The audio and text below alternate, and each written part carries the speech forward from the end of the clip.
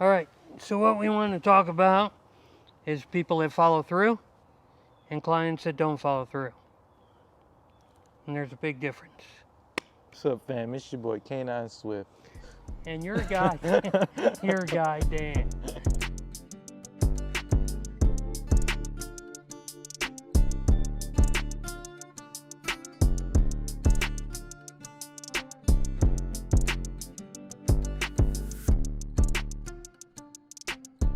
Now you know.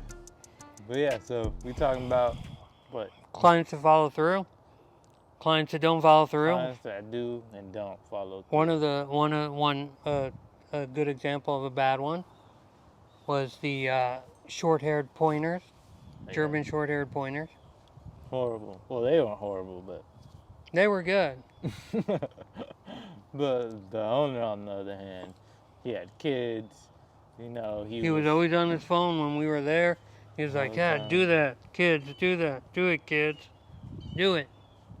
You know. And those kids wouldn't do nothing either. We Yeah. would show up, and they would just be, I think they'd just be in the crates every time we showed up. They'd be outside.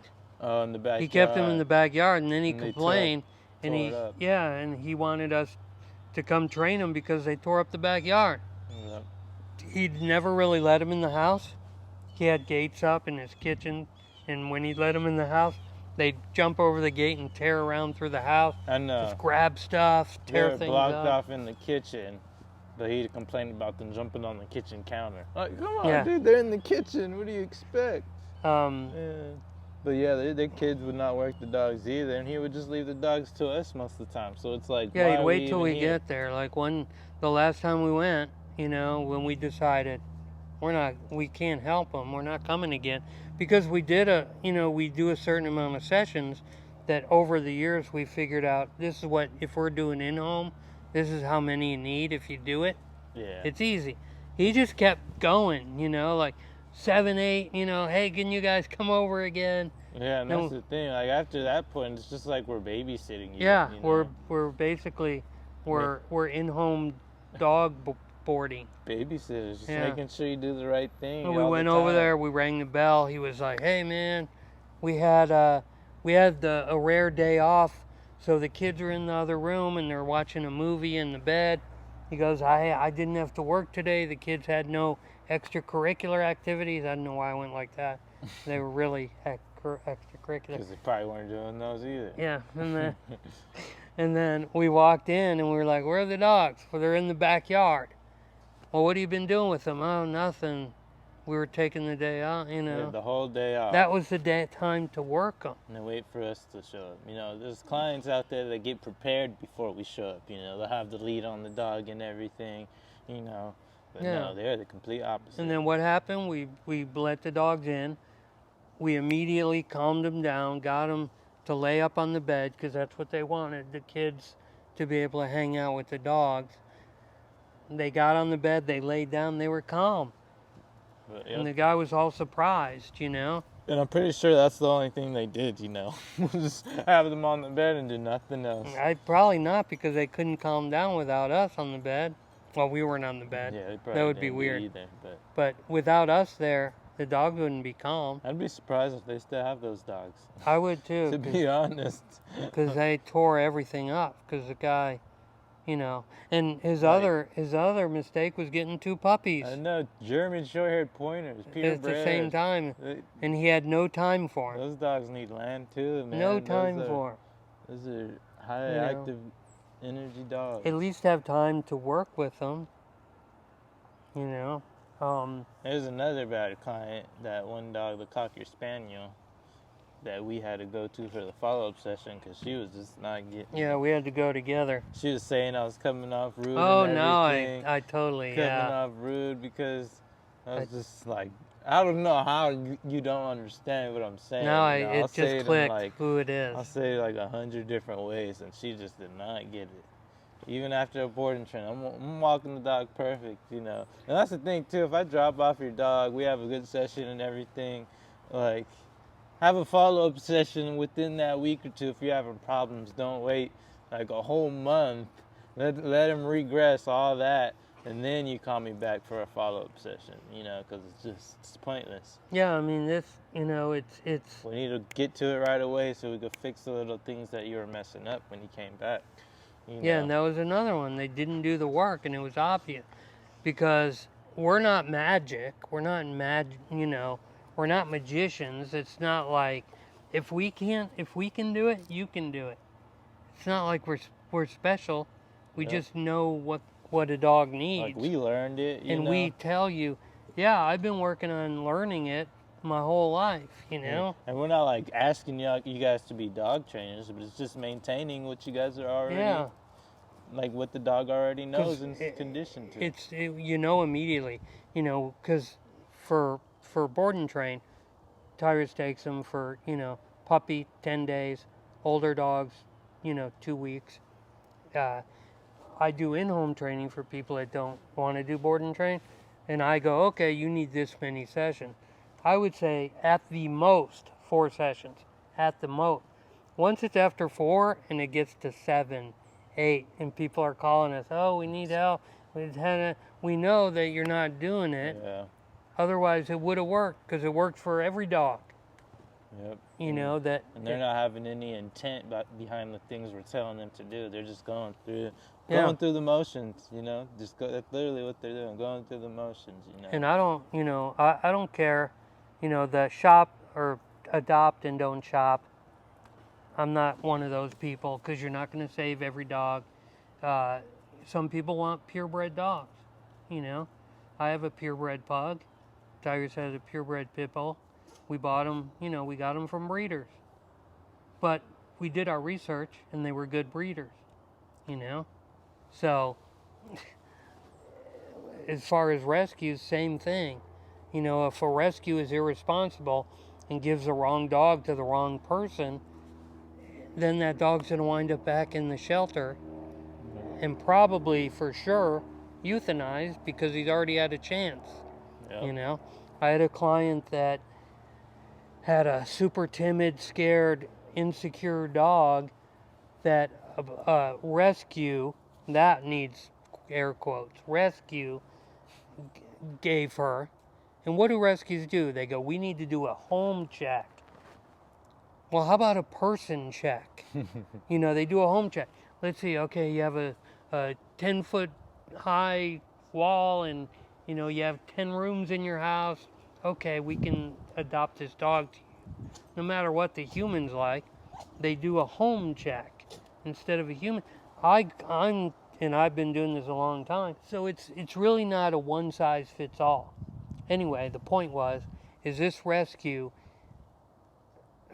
She had a nice home, nice backyard, a lot of room in her yard, a lot of room in her house, and they thought, okay, well, her home checks out, but this dog was insecure, nervous, barked at everybody, had some high energy, and the owner was insecure, low energy, not very, not a good leader, there's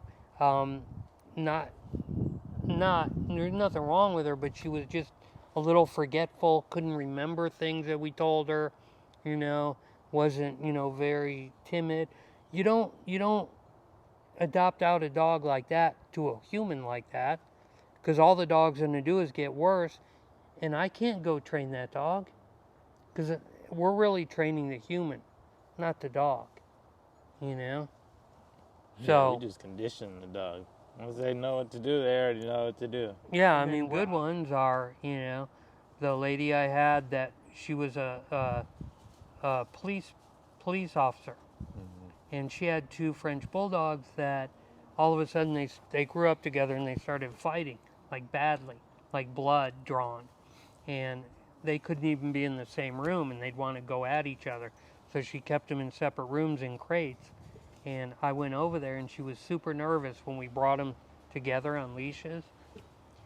And I showed her one of the foundations that we do, place work, to build confidence and to build, your leadership and to build, impulse control and control, all that stuff. So she listened. She was real nervous. I asked her what she did for a living. She told me she's a police officer. And I told her, I'd have left. yeah, I gotta go. No, I told her I had no drugs in my car. No, I told her that she had to come home from work, leave her uniform on, work with the dogs for, a certain amount of time as a police officer, not as a dog mommy. And then she could go change and come in and love on her dogs and that kind of thing. So she was 100% in. She listened, she did it. The next day or two, she sent me photos of the dogs together, hanging out together, all in harmony. And they just got better and better as time went on because she followed through and she kept up with it. Brought some authority. Yeah, and she got some police authority. Right, Nala? Nala, down. That's a go-to move right there. She loves to be the front man. Just go and sits in front, She's just right in front of you, right? Right? I know. Give me that. So, and the point of of what we're telling you is, when you hire us, get your money's worth. And your money's worth is doing what we ask you to do. Yeah, there's no point in paying us to help you out, and you're not gonna continue what the hell we tell you to do. And we've told clients that we can't help them because we can immediately tell they're not going to do the work. They'll be like, yeah, they'll probably hire you, but they're probably not gonna keep it up. Yeah, don't refer your friends to us if your friend isn't going to do the work. We like money, but we like results too. Yeah, we It's crazy. And the people that do the work are the people that get to really kind of board with us and get those perks because we can tell if you're working with your dog or not when they show up, Yeah, we don't want to board a dog if it's unbalanced because then boarding becomes free training. Basically, yeah. Over the camera. If you really want a good dog, then do the work and have a good dog.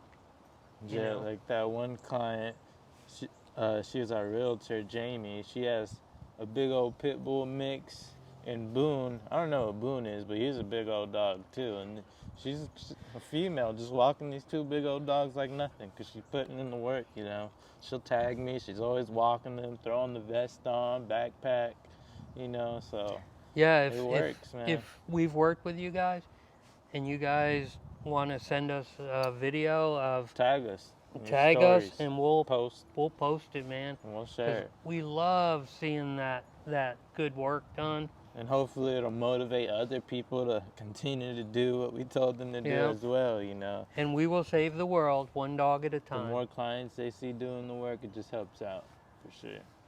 Right. It motivates them, because a lot of people just need motivation sometimes to work their dog. And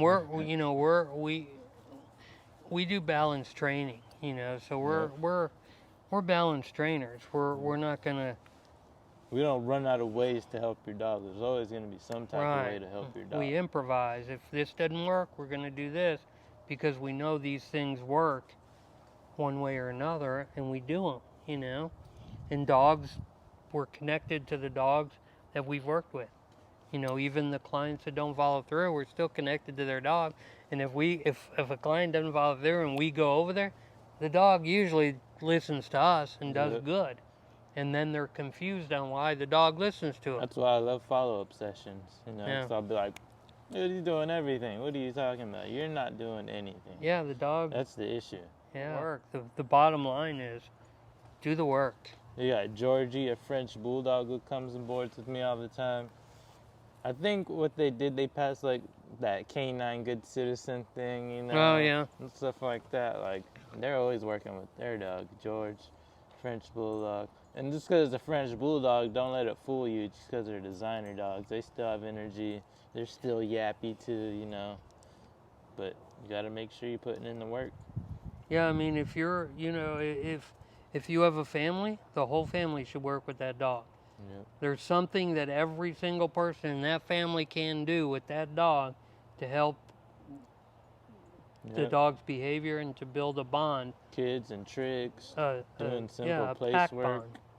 Yep. Yeah. Even if you have a baby, like if you have a brand new baby and you're doing place work with that dog, you can hold that baby while you're doing place work. The dog's going to connect that baby and you with place work, and you're saying, this is a pack leader as well. Yeah, like that client coming up. Yeah. They have a 9-month-old Yeah, baby we have a client coming up that has a, for a board and train, so. yeah, it's going to be in our board and train, so follow us. Because the wife was like, the dog's like barked or something one time at the baby, and she was like, oh, we're getting rid of it. You know, but the husband was like, nope, we're getting training. So it's just, you know, giving that dog a spot to go and chill and relax. You know, it doesn't have to be all up on the baby's space or your space. And if you work with your dog, you're going to know that you can trust that dog with anything. We've had a lot of, you know, thank goodness, we've had more clients that follow through and do the thing than we don't, because a lot of dog trainers get burnt out because people don't Yeah, you're like, what are we doing do this it. for? And it's like, well, yeah, why are we doing this? You know, if we were, you know, if we were a football team, like, lost every single game, a lot of the team members are going to go, why are we even playing? And, you know? No doubt. Detroit Lions. No. They do so cool. No, that's it. Like, comment, subscribe. That's it. Later. Later.